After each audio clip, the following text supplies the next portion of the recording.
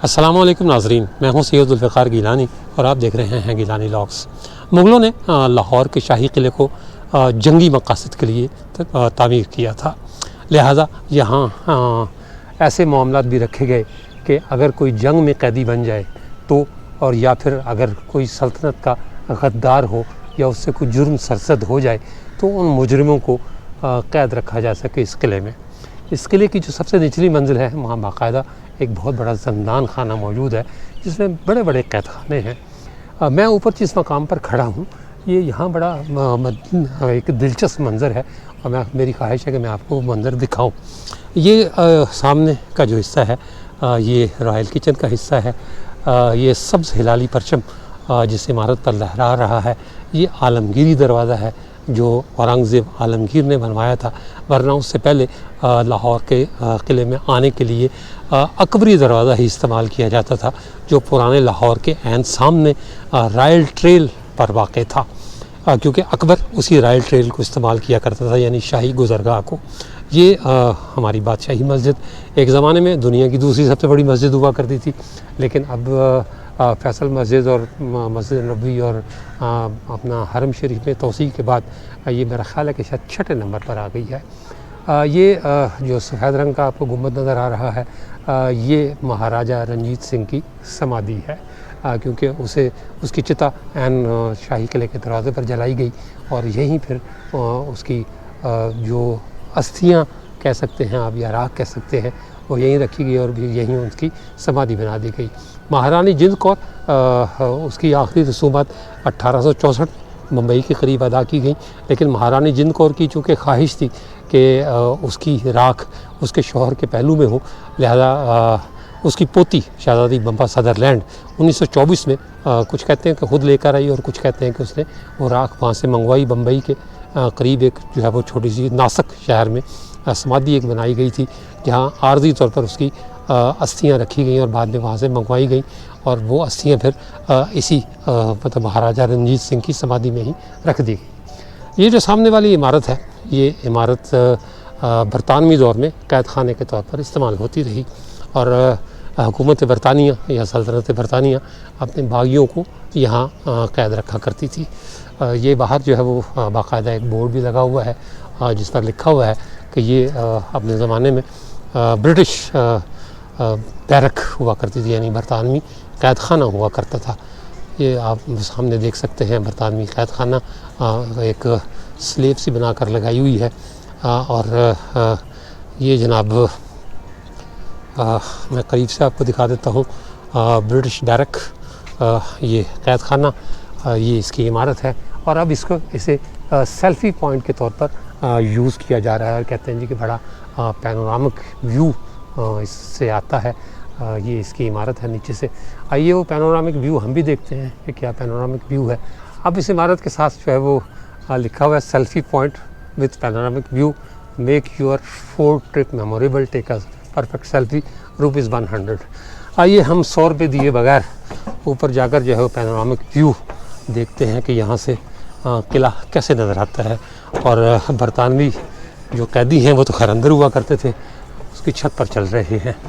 रोका मुझे जो नौजवान नीचे बैठे हुए हैं उन्होंने कि जी आप ऊपर कहाँ जा रहे हैं, 100 रुपये का टिकट है। उन्हें फिर बताया गया ये ले जी यहाँ से जो है वो कुछ और नज़ारा, वाज़े नज़ारा जो मैं आपको नीचे खड़े होकर सारा कुछ बता रहा था कि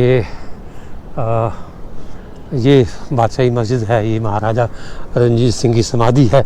यहाँ से आपको वाकई इस पूरी तारीख़ी चार दीवारी का भरपूर नज़ारा हो सकता है।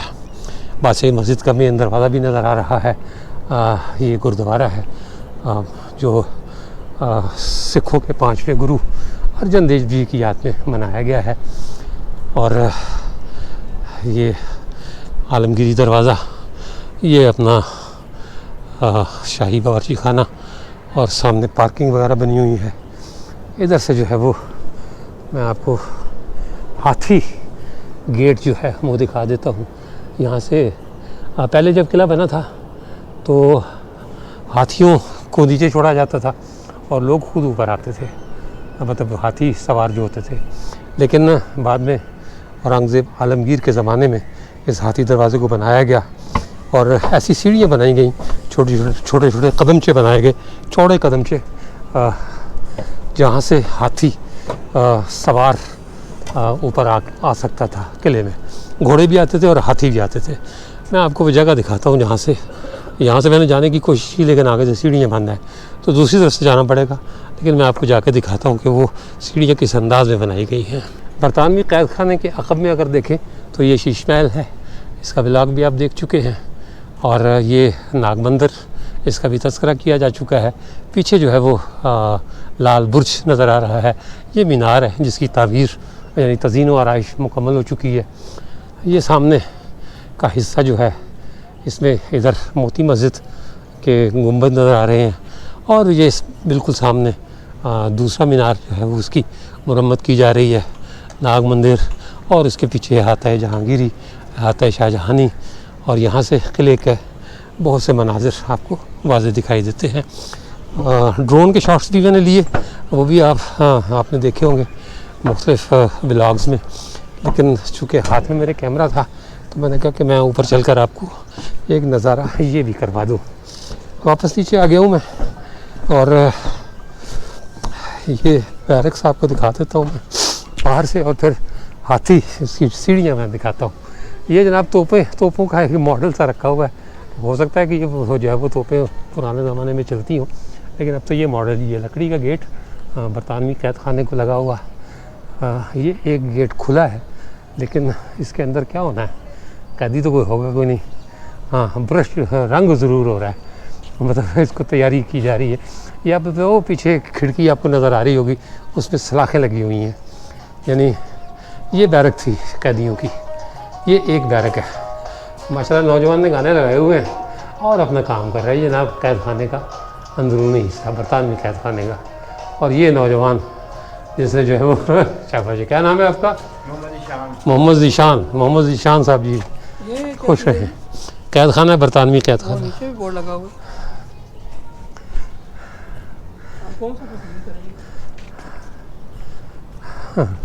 हम चल रहे हैं हाथी गेट की तरफ, या हाथी दरवाज़ा कह सकते हैं आप, जहाँ से हाथी ऊपर आया करते थे। मैं आपको सीढ़ियाँ दिखाता हूँ, ऊपर से ही दिखाऊंगा, नीचे नहीं उतरूँगा। ये इधर भी एक बोर्ड लगाया हुआ है बरतानवी कैद खाने का, जो इसी की तरफ इशारा करता है। अब अभी मोहम्मद अली मुझसे पूछ रहे थे कि एक बोर्ड उधर भी लगा हुआ है, किसको तस्लीम करेंगे आप कैद खाना। मेरा ख्याल है कि एक आध दिन के लिए मोहम्मद अली को छोड़ जाते हैं यहीं, तो आगे पूछेंगे कि भाई आप बताइए कि कौन सा कैद खाना आपको अच्छा लगा।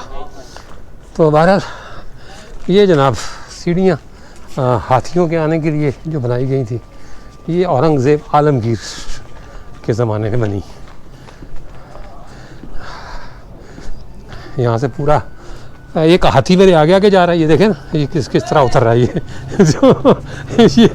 ये मतलब यूँ कह लें कि क्या कहना जी, मंजर कशी की जा रही है कि जी इस तरह उतरते थे, इस तरह चढ़ते थे। ये देखें स्पीड देखें, और भाई थकना नहीं, अभी काम बहुत सारा बाकी है।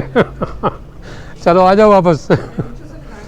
अच्छा आए जी, वो कह रहे हैं मोहम्मद अली की फरमाइश है कि जी मेरा चेहरा दिखाएं मुझे चढ़ते हुए। ये जनाब सीढ़ियाँ थी जिन पर हम हाथी तो नहीं ला सके, लेकिन हमने मोहम्मद अली से प्रैक्टिस ज़रूर करवाई है। तो ये जनाब, आइए अब आपको बारूद खाना भी दिखाते हैं, क्योंकि आपसे वादा था कि आपको बारूद खाना दिखाएंगे। इस तरफ है बारूद खाना और मुसम्मन दरवाज़ा, मुसम्मन गेट। बारूद खाने में तो खैर कुछ नहीं, लेकिन बाद रवायात के मुताबिक ये कहा जाता है कि महारानी जिंद कौर को जब गिरफ़्तार किया गया अंग्रेज़ों की तरफ से, तो कुछ दिन के लिए, कुछ अरसे के लिए नहीं, 8 या 10 दिन के लिए इसी मुसम्मन दरवाज़े में कैद रखा गया, और उसके बाद उन्हें शेखुपुरा फोर्ट भेज दिया गया। मुसम्मन दरवाज़ा किले की जो रास्ता है, जो मर्जी रास्ता है आने का, क्योंकि आलमगीरी दरवाज़े से आमद रफ्त नहीं होती, उसके बजाय जो है वो एक हाथी दरवाज़े से ही आमद रफ्त होती है। ये लोग अब भी आ रहे हैं किला देखने के लिए। अब तो खैर शाम होने को आई है।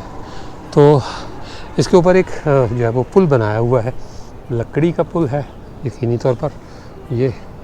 तो इस पुल को पार करने के बाद ये मुसम्मन दरवाज़ा है, लेकिन मेरी समझ में ये नहीं आता कि रानी को मुसम्मन दरवाज़े की कौन सी ऐसी इमारत होगी जहाँ कैद रखा गया होगा। कुछ जगह समन बुर्ज लिखा हुआ है, और कुछ जगह मुसम्मन दरवाज़ा लिखा हुआ है कि जी वहाँ 8-10 दिन के लिए कैद रखा गया। बारूद खाने की इमारत किले की दूसरी इमारतों से बिल्कुल अलग थलग है और कहते हैं कि एक ज़माने में यहाँ बारूद रखा भी जाता था, यानी मुग़लों के दौर में भी बारूद था, उसके बाद जब सिख आए उनके दौर में भी बारूद था, और फिर अंग्रेज़ तो मतलब बारूद में ख़ुद कफ़ील थे, बल्कि यूँ कहना चाहिए कि उनका सारा जो ताकत थी वो थी ही बारूद में। ये बारूद खाना जो है अंग्रेज़ों से लेकर सिख दौर तक सारे इस्तेमाल करते रहे। ये बारूद खाने का रास्ता बनाया गया है और यकीनी तौर पर ये जो तज़ीनो आराइश हुई है उसके बाद ही ये सारा कुछ हुआ है। ये घास का लॉन वगैरह लगा हुआ है और बना हुआ है।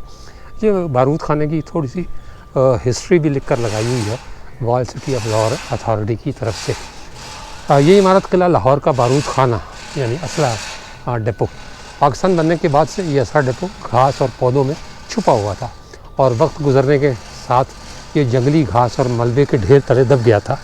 ये इमारत अरसा दराज से किसी इस्तेमाल में ना होने और नज़रअंदाज होने के बायस तबाही का शिकार थी।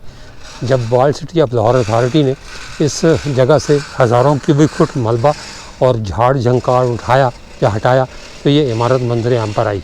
आप इस इमारत को देखकर बखूबी अंदाज़ा लगा सकते हैं कि ये इमारत किला लाहौर की दीगर इमारत से काफ़ी मुख्तलिफ है। उसकी वजह यह है कि ये इमारत बरतानवी दौर हुकूमत में बनी और इसका आर्किटेक्चर मुकम्मल तौर पर नौ आबादियाती तर्ज पर है। अच्छा जी, मैं यहाँ माज़रत चाहूँगा क्योंकि मैंने शुरू में बताया था कि ये मुग़लों के दौर में बना था, लेकिन नहीं, ऐसा नहीं है। इस बोर्ड के मुताबिक ये अंग्रेज़ों ने ही बनाया था। इस इमारत की तामीर 1857 में भारतीय दौर हुकूमत में बारूद स्टोर करने के लिए हुई। अंग्रेज़ इस डेपो में बारूद के साथ साथ हर तरह का असलहा भी स्टोर करते रहे। किले के तारीखी नक्शे के मुताबिक बारूद खाने की तामीर से पहले यहाँ महराबों के साथ साथ एक बाग था जो आलमगीरी दरवाज़ा और मुसम्मन दरवाज़े का हिस्सा था, और बरतानवी दौर हुकूमत में हाथी गेट को दीवान आम से मिलाने के लिए इन इमारतों के दरमियान एक सड़क बनाई गई। इससे पहले ये इमारतें बाहम मजमूए की सूरत में इकट्ठी थी। ये वही सड़क है जो आज भी हम किले में दाखिले के वक्त इस्तेमाल करते हैं। मैंने आपको आते हुए जो है वो सड़क का नज़ारा करवाया ऊपर पुल पर से। बारूद खाने का तमाम ढांचा शदीद ज़बूहाली और ख़तरात का शिकार था। इस इमारत का प्लस्तर जगह जगह से उतरा हुआ, ईंटें निकली हुई और कई कोने गायब, लकड़ी के दरवाजे, खिड़कियाँ और रोशनदान टूट फूट का शिकार। इमारत की अंदरूनी सतह पर मौजूद नक्श और बैरूनी सतह स्याह हो चुकी थी। इस इमारत के दरवाजे और खिड़कियाँ माजी में अदम तवज्जो और पुराने होने की वजह से काफ़ी खस्ता हाल, दीमक ज़दा और दीगर कीड़े मकोड़ों की आमाजगाह बने हुए थे। Wall city of Lahore authority ने बारूद खाने की इमारत की मुरम्मत व बहाली का बीड़ा उठाया। यहाँ से 1,50,000 क्यूबिक फुट मलबा और जंगी नबातात हटाकर इस इमारत की तकनीकी महारत से दस्तावेजी रिकॉर्ड मुरतब किया गया, जिसकी बुनियाद पर मुरम्मत और बहाली का काम अमल में आया। ये जनाब बारूद खाने की अजीबोगरीब इमारत, वाकई सही बात है कि ये ऐसे लग रहा है बाहर से कि जैसे कोई चप्पल बना हुआ हो। जिस तरह उनकी इमारतें होती हैं, अंग्रेज़ जो तर्ज़ तामीर है ये उसी तरह की चारों तरफ से मतलब बंद इमारत, बाहर से दूर से ऐसे ही लगता है कि जैसे ये कोई गिरजाघर हो या चप्पल हो, लेकिन ये बारूद खाना था। और जो बोर्ड है उसके मुताबिक 1857 की जो जंग आज़ादी, जिसे अंग्रेज़ तो बगावत कहते हैं लेकिन हम उसे जंग आज़ादी कहते हैं, कि जंग आज़ादी में मतलब बगावत को कुचलने के लिए जो असलहा ज़ख़ीरा किया गया था वो इसी इमारत में किया गया था। तो ये जनाब बारूद खाना, दरवाज़े पर ताला लगा हुआ है, अंदर मेरा ख्याल है कि कुछ भी नहीं होना, फिर मैं आपको अंदर ले जाकर दिखाऊं। मुसम्मन दरवाज़े पर एक छोटी सी तख्ती लगी हुई है। According to the historic references, Musamman gate was also known as Musamman Burj meaning jasmine tower and was built by the Mughal emperor Shahjahan around 1632। ये जनाब मुसम्मन गेट, और दरवाज़ा तो पुराना ही लग रहा है। यही वो इलाका है, जगह है जहाँ महारानी जिंद कौर को कैद रखा गया, लेकिन मेरी समझ में ये नहीं आ रहा कि यहाँ इमारत कौन सी थी जिसमें उसे कैद रखा गया। मुमकिन है कि ये आलमगीरी दरवाज़े के नीचे की कोई इमारत हो, क्योंकि इस तरफ से कोई ऐसी इमारत मुझे नज़र नहीं आ रही। ये इधर से मुसम्मन दरवाज़े का एक मंज़र।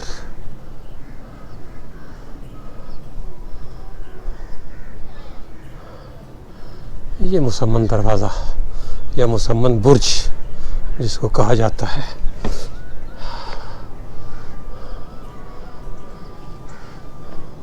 लाहौर फोर्ट का अजीम आलमगीरी दरवाज़ा और उसके ऊपर लहलहाता हुआ पाकिस्तान का हिलाली, सब्ज़ हिलाली परचम एक और निशान है। अगर बाहर से इस दरवाज़े को देखें तो पता चलता है कि ये परचम जिस दरवाज़े पर लहरा रहा है वो तो अजीम है ही है, लेकिन उस दरवाज़े की असल अज़मत इसी सब्ज़ हिलाली परचम में है।